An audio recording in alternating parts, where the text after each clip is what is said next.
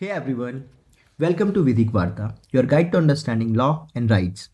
मैं हूं आशीष और आज की वीडियो में हम बात करेंगे एक्सटॉर्शन या जबरन वसूली या उद्यापन के कानूनी पहलुओं के बारे में, वो भी मुन्ना भाई स्टाइल में। क्योंकि अभी एक्सटॉर्शन की बात हो रही है तो बॉलीवुड वाले भाई लोग के स्टाइल में होनी चाहिए। तो भाई लोग, मानता हूँ लॉ थोड़ा ड्राई होता है, पर आज जो टॉपिक है ना एक्सटॉर्शन, ये वो चीज़ है जो रियल लाइफ में भी होती है और एग्जाम में भी। तो आज हम देखेंगे exact direct word to word एक solid flow chart to understand the extortion and IPC से बीएनएस का कनेक्शन देखेंगे और एंड में केस लॉज देखेंगे।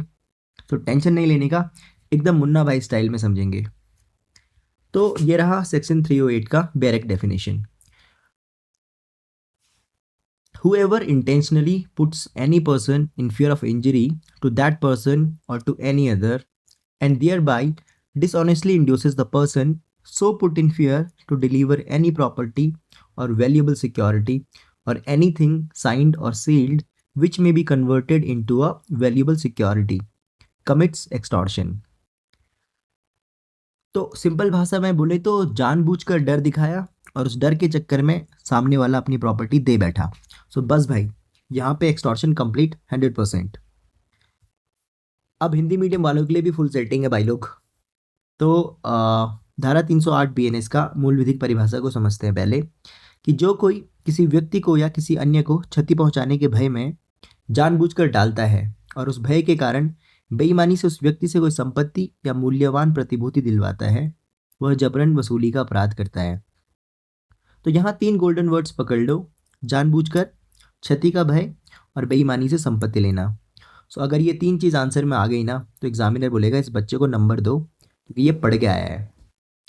तो अब समझते हैं एक्सप्लेनेशन यानी स्पष्टीकरण को। तो अब भाई जो डर है ना, वो सिर्फ डंडा लेके ही नहीं होता। डर हो सकता है शारीरिक, मानसिक, प्रतिष्ठा या संपत्ति से जुड़ा हुआ। तो ये जो इंजरी है इसका डेफिनेशन 2 क्लॉज 14 में डिफाइंड है। और डर हो सकता है जैसे कि बदनाम कर दूंगा, फोटो वायरल कर दूंगा, केस में फंसा दूंगा या बिजनेस बंद करवा दूंगा। मतलब डर का रेंज फुल एचडी में है। और हाँ, डर रियल होना चाहिए, यानी कि सिर्फ हवा हवा में बात नहीं चलेगी एक्सटॉर्शन करने के लिए। So the fear must be real. अब हम समझेंगे एक्सटॉर्शन के एसेंशियल एलिमेंट्स यानी कि आवश्यक घटकों को। तो भाई एग्जाम में ना यहाँ से फुल मार्क्स बनते हैं, तो एक शॉर्टकट याद रख लो, IFDD, यानी कि intention, fear, dishonest inducement and delivery of the property. तो क्या होना चाहिए? इंटेंशन होना चाहिए किस चीज़ का? फियर ऑफ इंजरी क्रिएट करने का। किसको? To the person so put in fear and thereby dishonest inducement होनी चाहिए for the delivery of property. तो अगर ये 4 चीज़ें हो गई तो एक्सटॉर्शन हो गया। और अगर प्रॉपर्टी मिली ही नहीं तो समझो एक्सटॉर्शन फेल हो गया। यानी कि अगर सिर्फ धमकी अगर आप देते हो तो दैट इज क्रिमिनल इंटिमिडेशन, यानी कि आपराधिक अभित्रास है वो, है ना। आप किसी को धमकी देते हो यानी कि अभित्रस्त करते हो, पर धमकी के साथ पैसा या प्रॉपर्टी ले लेते हो तो दैट इज एक्सटॉर्शन, उद्यापन, अपकर्षण या जबरन वसूली हो जाती है। ठीक है जी। अब समझते हैं इलस्ट्रेशन या उदाहरण को। तो भाई जो क्लासिक एग्जाम्पल है ना, वो कुछ ऐसे होता है ना, बेटे उठवा लूंगा वाली धमकी जो है, ये होती है एक्सटॉर्शन। सो पैसा दिया डर के मारे तो बस एक्सटॉर्शन प्रूव हो जाएगा। तो एग्जाम में ना इलस्ट्रेशन लिखने से आंसर थोड़ा लाइवली हो जाता है, आंसर जिंदा हो जाता है आपका। तो यहाँ पर क्या इलस्ट्रेशन है? A threatens B to kill his son unless money is paid and B pays money due to fear. तो यहाँ पर एक्सटॉर्शन हो गया क्योंकि यहाँ पर चारों एलिमेंट्स आ चुके हैं। ठीक है जी। अभी इसको समझेंगे फ्लो चार्ट को। तो ये जो है ना फ्लो चार्ट, ये भाई एग्जाम का ब्रह्मास्त्र है। अगर आंसर में फ्लो चार्ट बना दिया ना तो एग्जामिनर बोलेगा वाह भाई, डायग्राम भी बना रहा है। तो बस सीक्वेंस याद रख लो भाई लोग। थ्रेट या फियर क्रिएट करना है किसको? To the victim who is so put in the fear of injury and thereby dishonest inducement होना चाहिए for the delivery of property. तो ये सीक्वेंस याद रख लो, threat of fear and dishonest inducement of property. तो ये 4 चीज हो गई तो एक्सटॉर्शन हो गया। ठीक है जी। अब हम बात करेंगे आईपीसी वर्सेस बीएनएस के कंपैरिजन की। तो यहाँ कंफ्यूजन होती है स्टूडेंट्स को कि सच क्या है। तो भाई लोग IPC 383 is equals to BNS 308। So definition जो है ना वो ऑलमोस्ट कॉपी पेस्ट कर दिया परिभाषा को, बस डिफरेंस जो है ना मेनली पनिशमेंट के स्ट्रक्चर में है। मतलब पुराने जो आईपीसी के केस लॉज हैं वो अभी भी काम आएंगे जब तक कि बीएनएस कुछ अलग ना बोले। ठीक है, तो इसको बोलते हैं कंटिन्यूटी ऑफ लॉ, जहाँ पर डेफिनेशन सेम है। ठीक है जी। तो केस लॉज की बात करेंगे, ये आईपीसी एरा के केस लॉज हैं। तो भाई केस लॉज का जो फंडा है ना वो सिंपल रखो।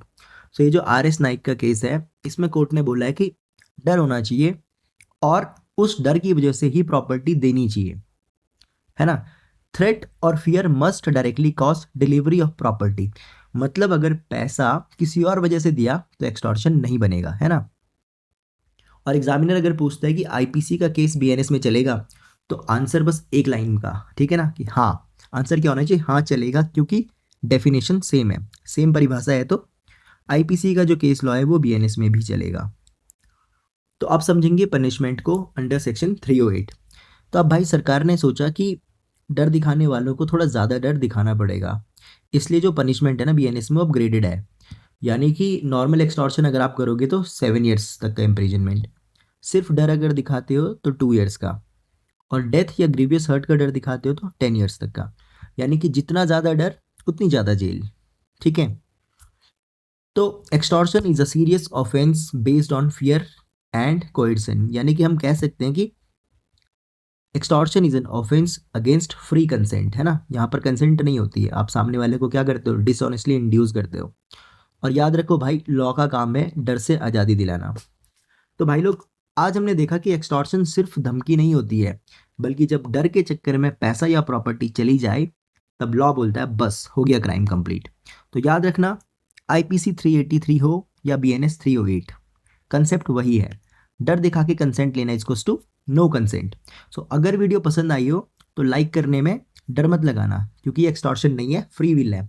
तो चैनल को सब्सक्राइब करो ताकि लॉ ऐसे ही मुन्ना भाई स्टाइल में सिंपल बनता रहे। मैं मिलता हूँ नेक्स्ट वीडियो में एक नए टॉपिक के साथ। तब तक पढ़ते रहो, समझते रहो, और जादू की जप्पी टू ऑल ऑफ यू। जय हिंद।